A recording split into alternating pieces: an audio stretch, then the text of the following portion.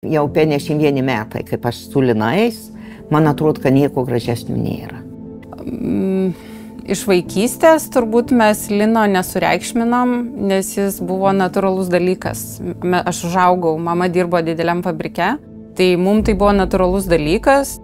Todėl, kad aš be lino niekad gyvenime negyvenau ir aš nežinau, koks yra santykis be lino. Taip, kad man linas yra įaugęs į kraują. Įsisukimas į tą šeimos verslą, kadangi aš nuo pirmų dienų, tai jis natūraliai šitas buvo ir aš tai priėmiau kaip gyvenimo dalį. Labiausiai linenmi jungia, kad mes visi šeimą žiūrim vieną kryptim.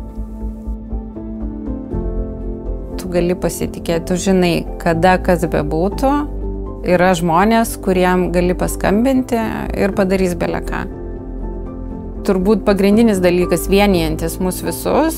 Mes norim, kad tas verslas gyvuotų ir vystytųsi ir mes esame atsakingi prieš savo darbuotojus, kad jie visi yra dalis mūsų šeimos. Komandos kūrimas tai turbūt buvo mano svarbiausia užduotis, nes kiekvienas komandos narys, kad ir paprasta kiekvieną dieną jisai ateina iš savo namų. Ir su savo nuotaika, ir su savo problemom, ir tas. Tai turbūt gal tas didžiausias privalumas gavosi, kad susikūrė gera komanda, kad mes kūrėmės nuo labai mažo kolektyvo. Ir mes kūrėmės nuo šeimos narių. Tu tiesiog žinojai natūraliai, kad tu turi padaryti ir turi padaryti gerai.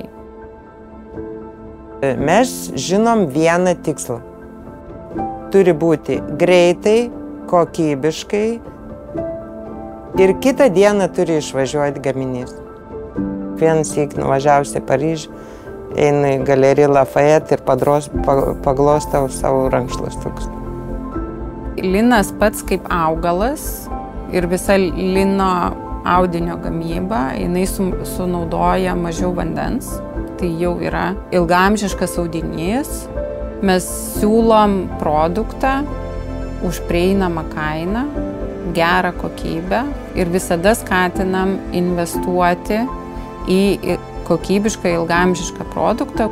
Taip pat mes gaminam rankų audimo padėkliukus, kurių irgi istorija kilo nuo to, kad Amerikoje yra didesnio dydžio servetėlės ir 2 servetėlės iškirpus lieka juostos. Ką daryti su ta skiaute audinio, tai kad ją neišmesti, mes sugalvojom tokius padėkliukus austi.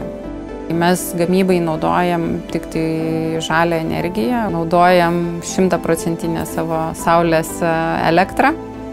Mes atsisakėm pakuoti į plastiką, tai siuvam lininius maišiukus, vėlgi iš liekančių skiaučių ir kiekvienas gaminys yra įdedamas į lininį maišiuką, kai galim į popierinį maišiuką, tada siuntimui ar į dėžutę, kad kuo mažiau to plastiko.